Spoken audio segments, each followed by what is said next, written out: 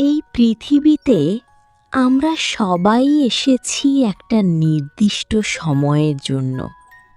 কিন্তু একটু ভেবে দেখুন তো, আমাদের জীবনের বেশিরভাগ সময় কিসে কাটে? বর্তমানকে উপভোগ করায় নাকি ভবিষ্যতের দুশ্চিন্তায়? আমরা সারাক্ষণ ভাবি কি করতে হবে, কিভাবে করতে হবে, আমার ভবিষ্যৎ কি হবে। কিন্তু আজ আমি আপনাদের এমন একটি সত্যি কথা বলতে যাচ্ছি, যা হয়তো আপনার জীবনের দৃষ্টিভঙ্গি পাল্টে দেবে।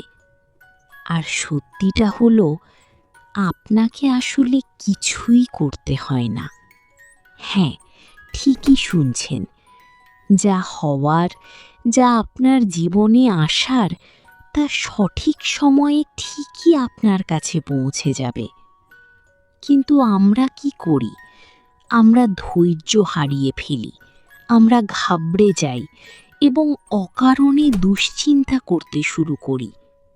এই দুশ্চিন্তা প্রথমে আমাদের মাথায় আসে, তারপর সেটা আমাদের এমন কিছু কাজ করতে বাধ্য করে যা হয়তো আমাদের করার কথাই ছিল না। আর যখনই আমরা দুশ্চিন্তাগ্রস্ত হয়ে ভুল পদক্ষেপ নিই, তখন সেই ভুল কর্মের একটা নেতিবাচক ফল তৈরি হয়। এরপর আমরা সেই ফলের জালে নিজেরাই আটকে পড়ি। একটু শান্ত হয়ে বসুন, জীবনের স্রোতকে একটু নিজের মতো বইতে দিন। আমরা ভাবি আমাদের জীবনের সব কিছুই আমাদের নিয়ন্ত্রণে, কিন্তু সত্যিই কি তাই? যেদিন আপনি এই পৃথিবীতে জন্মেছিলেন, সেই জন্মের জন্য আপনি নিজে কি চেষ্টা করেছিলেন? কোনো চেষ্টা করেননি। আপনার যখন জন্ম নেওয়ার কথা ছিল, আপনি ঠিক তখনই এসেছেন। এমন তো নয় যে আপনি ঈশ্বরকে বলেছিলেন, ভগবান, আমাকে 15ই আগস্ট জন্মদিন, তাহলে জন্মদিনের পাশাপাশি স্বাধীনতা দিবসও পালন করা যাবে। না, আপনি তা করেননি। আপনার এখানে আসায় আপনার নিজের কোনো হাত ছিল না। ঠিক একইভাবে আমাদের পুরো জীবনেও সব কিছুর জন্য আমাদের এত মরিয়া হওয়ার কিছু নেই। আমরা প্রতিনিয়ত নিজেদের শরীরকে একটু লক্ষ্য করলেই এই সত্যিটা বুঝতে পারব। আপনার শরীরের প্রতিটি অঙ্গ নিজের মতো কাজ করে যাচ্ছে। আপনি যখন খাবার খান, তখন কি আপনাকে ভাবতে হয় এবার খাবারটা হজম করতে হবে? না, বরং আপনি যদি খাবার হজম করা নিয়ে বেশি চিন্তা করেন, তবে বদহজম হতে বাধ্য। আপনি রাতে যখন ঘুমান, তখন কি শ্বাস নেওয়ার কথা মনে করিয়ে দিতে হয়? না। কিন্তু যখনই আপনি চিন্তা করেন, আমার চাকরি হবে তো, আমার ব্যবসা চলবে তো, আমার ছেলে মেয়েদের কি হবে, তখন আপনার শরীর বিদ্রোহ করে। শরীর ভাবে, এই মানুষটা অকারণে এত কষ্ট পাচ্ছে কেন? অতিরিক্ত দুশ্চিন্তা শরীরকে ক্লান্ত করে এবং নতুন নতুন রোগীর জন্ম দেয়। আপনারা হয়তো ভাবেন, যারা জীবনে খুব সফল, যারা বড় বড় পদে আছেন, তারা হয়তো সারাদিন টেনশনে থাকেন। বিষয়টা একদম উল্টো।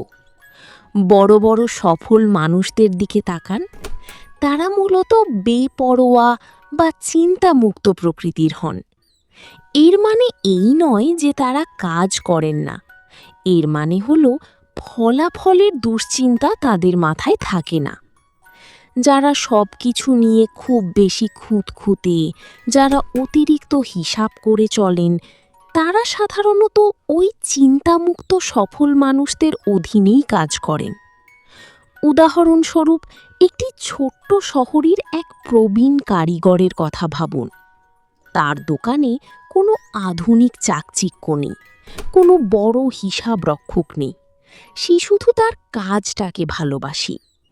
বাজারের অন্যান্য ব্যবসায়ীরা যখন সারাদিন হিসাব নিয়ে আর প্রতিযোগিতা নিয়ে দুশ্চিন্তা করে, এই কারিগর তখন শান্তভাবে তার সেরা জিনিসটি তৈরি করে। সে প্রতিদিন কত লাভ হলো তার অতিরিক্ত দুশ্চিন্তা করে না।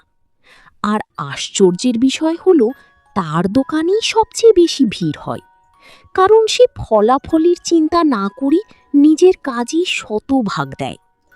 ঠিক এভাবেই কাজকে ভালোবাসুন, ফলাফলের দুশ্চিন্তা এমনিতেই দূরে পালাবে। সব কিছুর একটি নির্দিষ্ট সময় আছে।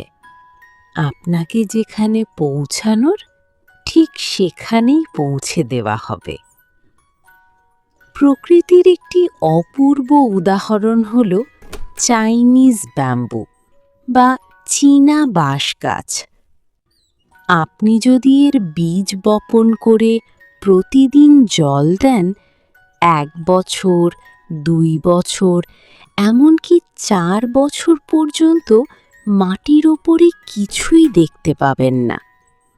অধৈর্য মানুষ হলে ভাববে গাছটি মরে গেছে, কিন্তু যে কৃষক প্রকৃতির নিয়মের ওপর ভরসা রাখে, সে দুশ্চিন্তা না করে জল দিয়ে যায়।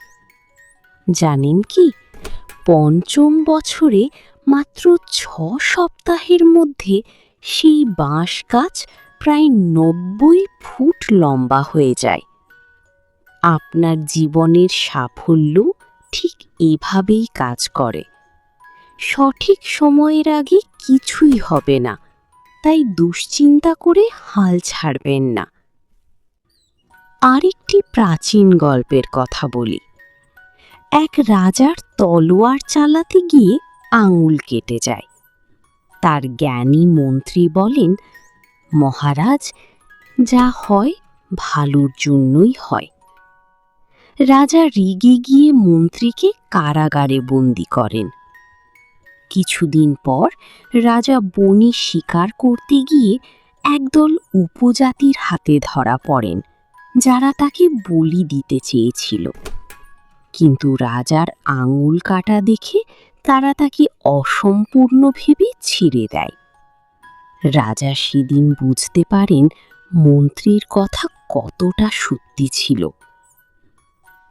আপনার জীবনেও আজ যা খারাপ বা ব্যর্থতা বলে মনে হচ্ছে, হয়তো ভবিষ্যতের কোনো বড় বিপদ থেকে বাঁচাতে সময় আপনার জন্য এই পরিকল্পনা করেছে। সব কিছুর সমাধান সময় করে দেয়, শুধু আপনাকে নিজের কাজটুকু সততার সাথে করে যেতে হবে। গীতার একটি বিখ্যাত শ্লোক আছে, কর্মণ্যেবাধিকারস্তি মা ফলেষু কদাচন। অর্থাৎ কেবল কর্মেই তোমার অধিকার, ফলে নয়। কর্মের সাথে তার ফল সবসময় বাঁধা থাকে। আপনি যদি আজ রাস্তা দিয়ে যাওয়ার সময় অকারণে একটি কুকুরকে লাথি মারেন, তবে সেই আঘাত কোনো না কোনোভাবে আপনার কাছে ফিরে আসবেই। আবার আপনি যদি আজ কোনো গরিব মানুষকে একটি 5 টাকার বিস্কুটের প্যাকেট কিনে দেন, তবে সেই ভালো কাজের ফলও আপনার কাছে ফিরে আসবে। আপনি চাইলেও তা আটকাতে পারবেন না। তাই আপনি যে পড়াশোনা করছেন, যে ব্যবসার চেষ্টা করছেন, তা কখনোই বৃথা যাবে না। আপনার দায়িত্ব হলো শুধু বর্তমান কাজটায় মনোযোগ দেওয়া। আপনি পরীক্ষার প্রস্তুতি নিচ্ছেন, শুধু মন দিয়ে পড়ুন। পাশ করবেন কি করবেন না সেই দুশ্চিন্তা করে নিজের কাজটা নষ্ট করবেন না। আমাদের কাজ শুধু চিন্তন করা, চিন্তা করা নয়। ভিডিওটি শেষ করার আগে শুধু এই কথাটিই বলবো, দুশ্চিন্তা আপনার বুদ্ধিকে কমিয়ে দেয়। দুশ্চিন্তা আপনার শরীরকে শেষ করে দেয়। সব রোগ, সব যন্ত্রণার শুরু এই অতিরিক্ত চিন্তা থেকেই। তাই আজ থেকে, এখন থেকে নিজের ভেতরের নিয়ন্ত্রণের মোহ ত্যাগ করুন। Go with the flow, take the back seat and enjoy the drama. ঈশ্বরের ওপর বা আপনি যে শক্তিতে বিশ্বাস করেন তার উপর সম্পূর্ণ ভরসা রাখুন। যা হওয়ার আছে তা হবেই। অকারণে তর্ক করে, অকারণে ভেবে নিজের জীবনকে বিষিয়ে তুলবেন না। নির্ভয়ে ঘুমান, নির্ভয়ে বাঁচুন।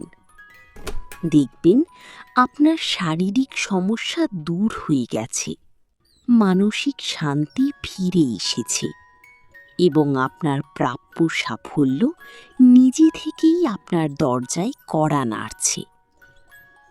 জীবন একটি সুন্দর উপহার, একে দুশ্চিন্তার কালো ছায়ায় ঢেকে দেবেন না। ভালো থাকুন, চিন্তামুক্ত থাকুন।